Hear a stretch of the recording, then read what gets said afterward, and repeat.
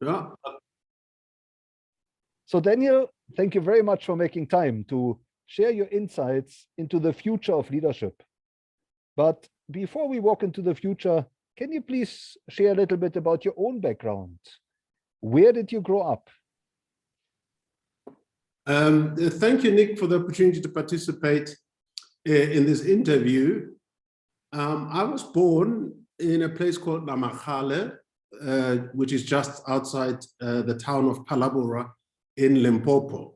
I spent my early childhood in Limpopo, my teenage years and early adulthood in Germany, which is also where I started my professional career as a banker.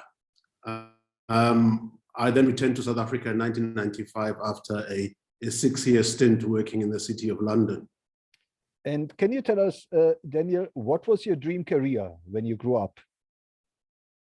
I must say, Nick, I wasn't short of dreams at that point. What comes to mind was at some stage, I wanted to be a teacher because a lot of my relatives and families and uncles and aunts were teachers, a doctor, lawyer, photographer, but interestingly, nothing to do with banking and finance or monetary policy, etc. What then, in terms of what transpired later. But I guess that simply had to do with the fact that it was a world that I had never been exposed to even know what kind of careers could be pursued in that field. And who inspired you in your early days?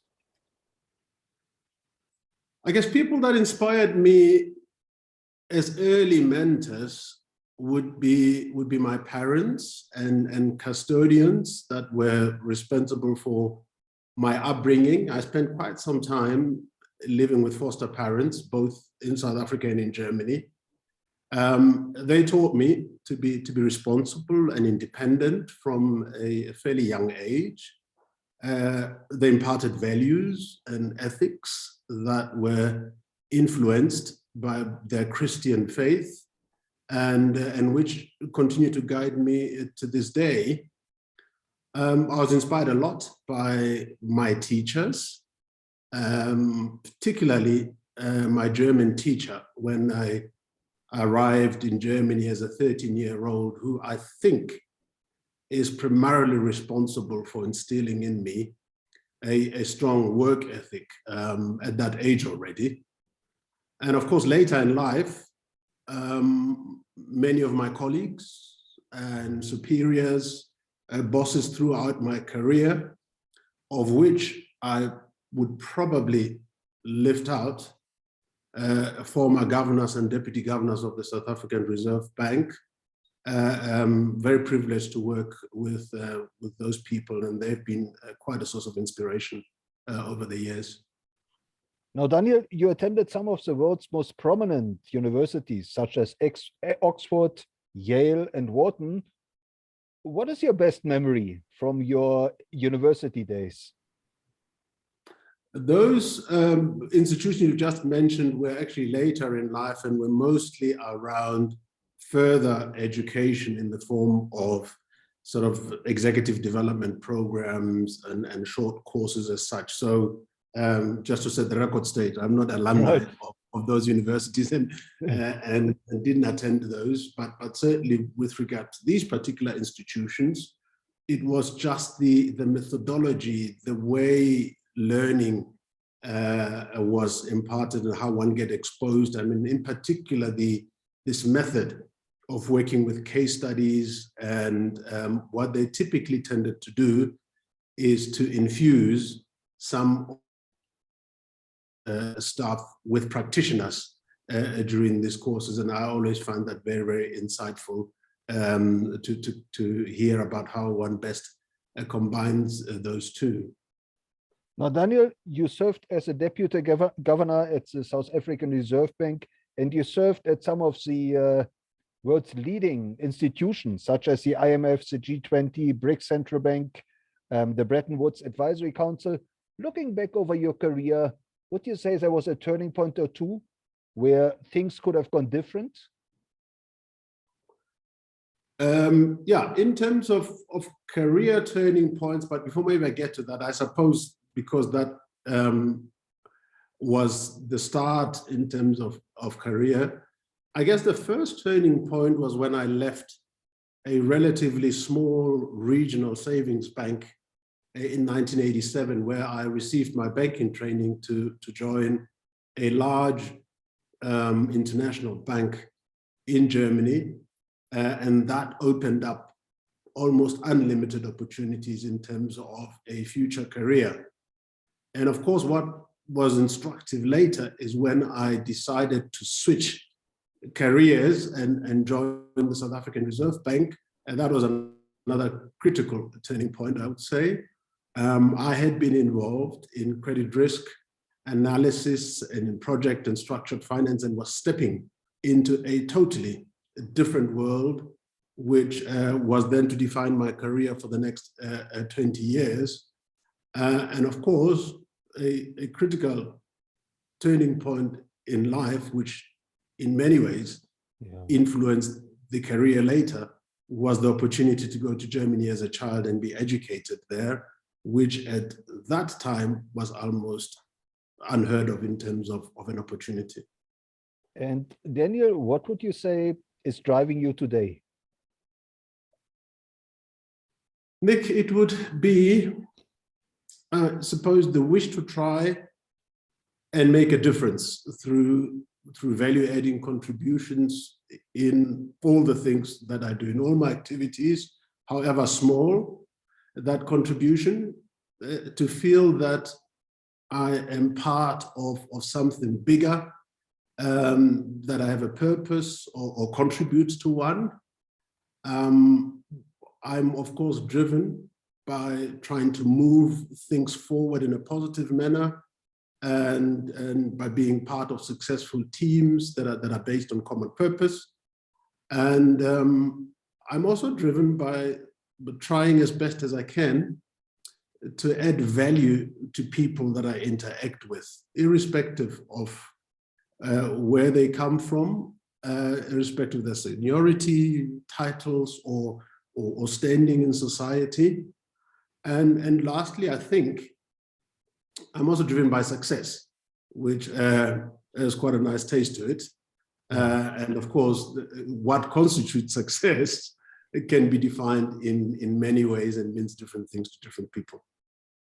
Well, Daniel, looking into the future, as a leader, as a global leader who is spearheading very important initiatives such as climate change, what would you say does a future of leadership mean to you? Well, I guess as far as the future of leadership is concerned, I mean, there will be elements that just constitute basic issues around what leadership entails. But there's, of course, issues that will be intertwined with the world that we are moving into. So I would think leading in an integrated and holistic way would be important, seeking answers and providing solutions in what we are facing as an ever-increasing complexity and interconnectedness of the various challenges that we're facing as leaders. And I think it's also going to be important to understand even more that leadership means that you achieve through others. The emphasis of a team approach, which is essential anyway, will probably gain even more importance, I think. And, you know, I think the future of leadership might also entail dispensing with notions of a strong leader, of the myth of a strong leader, and extending that we all work together, we all collaborate, we all contribute, and leading in a manner that embraces diversity in all its broadest form, and inclusiveness and sustainability, and of course ensuring that as a leader you remain relevant to the context within which you operate as it evolves. And Daniel, in terms of empowering future leaders, what have you learned from your own journey that you consider most important for building and helping and enabling future leaders? What is it we should be doing more?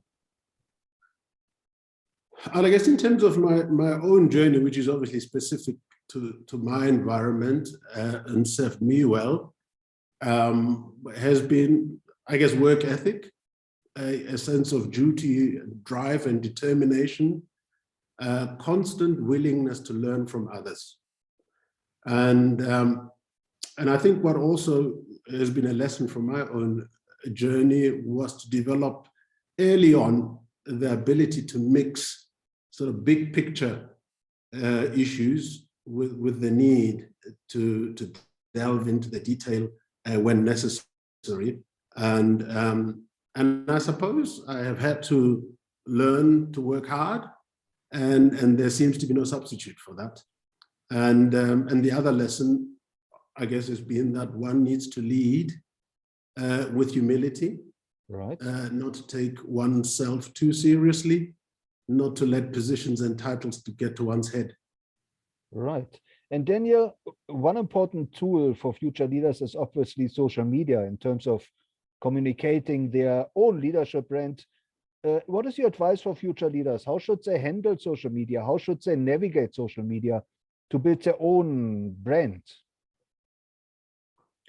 Well, Nick, probably not the best person to put that question to, because I am relatively inactive on social media. But I do think that it is important for leaders to keep up with technological advancement in order to remain relevant to their context, as I've just said, because their followers do. I think social media is a good and a powerful tool to help people connect, to exchange ideas, to share views. But much as it is a powerful tool through which one can achieve impact, it is also important to be clear about your objectives when using social media, because, as you know very well, it can also be a very dangerous tool if not Absolutely. used appropriately. So it's important to know what you want to communicate, how what you're communicating is likely to be perceived or understood, what actually you want to achieve or what you want to avoid. I guess there's no one size that fits all, but I would think a key consideration would obviously be choosing the appropriate social media channel based on the audience you're trying to reach and what personal brand you're trying to build. Ensure that your messages are appropriately tailored to get to the right people in your definition, in the right format, and at the right time. And last but not least is just drawing attention to the pitfalls of inappropriate use of social media. So one needs to be very, very attuned to that. And so, yeah, think carefully how you use social media, check your messages before you send them and before you post. And Daniel, these are challenging times, and especially the last 2 years have been presented us with many unprecedented challenges. So what is your advice for future leaders? What type of challenges should they expect to encounter in their career and overcome? I talked earlier, mentioned, complexity, which is going to be part and parcel of what we will have to contend with in the future. So the ever-increasing rate of change will also need leaders to adapt quickly and be agile. The holistic leadership that I talked about earlier, that requires navigating sort of multiple stakeholders with possibly competing interests, learning to deal with ambiguity, and as I say, sustainability is obviously arguably one of the biggest challenges that we are facing, and that leaders need to make sure that they fully understand what their responsibilities are with regard to issues of ESG, sustainability, stakeholder, more broader than shareholder considerations from the past. And looking at the skills of the future, Daniel, is there maybe one or two skills you would like to single out and recommend future leaders should focus on? Well, I think, yeah, there are a couple of things. Obviously, firstly, I think what wouldn't have changed and hasn't changed and will never change is that you need leaders to be honest, trustworthy, and upright individuals. That's basically the ticket to the game. They need to continue to lead in such a way that those that have been placed in their leadership care can feel respected and trusted, that they can feel that work that they're being given or the contributions that they're being asked to make are value-adding, are purposeful, and there is a sense that with whatever they do, they can influence outcomes, and that in the process, there's an opportunity to learn, to grow, both professionally and privately. But I think a key issue is that future leaders need to be technologically savvy. Right. That's critically important, that one is equipped appropriately. What I said earlier around, as your context evolves, as you go along, you obviously need to pay close attention to ensure that you remain relevant to the context in which you are required to lead, and you keep up with the changes in your operating environment as they unfold, understanding what the key drivers of change are, because change is now a constant. Issues such as technology, digitization, and also social aspects of changes. And I mentioned earlier, we need to be agile to respond to the evolving needs of those that we are leading, or those that are our key stakeholders, shareholders, clients, regulators, and so on. And of course, the quality of leadership will always be about serving. And Daniel, as a mentor to future leaders, can you maybe share a success story or two where you mentored an upcoming leader and that person took your advice to heart? I mean, I was privileged enough over the years for some people to think they could come and ask me to mentor them. Yeah. And, you know, without singling out names, a number of these colleagues that I've worked with have gone on to lead large state-owned enterprises. They've gone on to occupy senior positions in large private sector organizations. But my role, without sort of overemphasizing it, was always just to be available as a conversation partner, as a thinking partner. And I certainly wouldn't want to appropriate too much of the success that these individuals have registered in their careers to myself. That's work that they did, and that is their success. But I'm grateful to have been given an opportunity to interact with them, and that at points they thought my advice or my thoughts could be helpful in how they shape their careers and lives. And Daniel, before we wrap up, are there any role models of leadership that come to mind that you would recommend future leaders should study and maybe learn from? Not necessarily in terms of names. I would want to mention or single out specific people, because I think what I've learned is that they all come with different elements of leadership. And what I've tried to do is to sort of try and pick bits and pieces from all those styles and blend them into my own leadership style, as opposed to potentially saying, I need to emulate this one, I need to copy this one, I need to mold myself in the image of a particular person. Right. And Daniel, where can our listeners connect with you, and where should they follow you?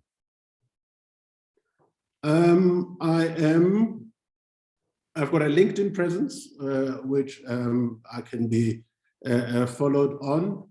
And I typically, in my previous roles and current roles, I participate in webinars, I deliver public speeches.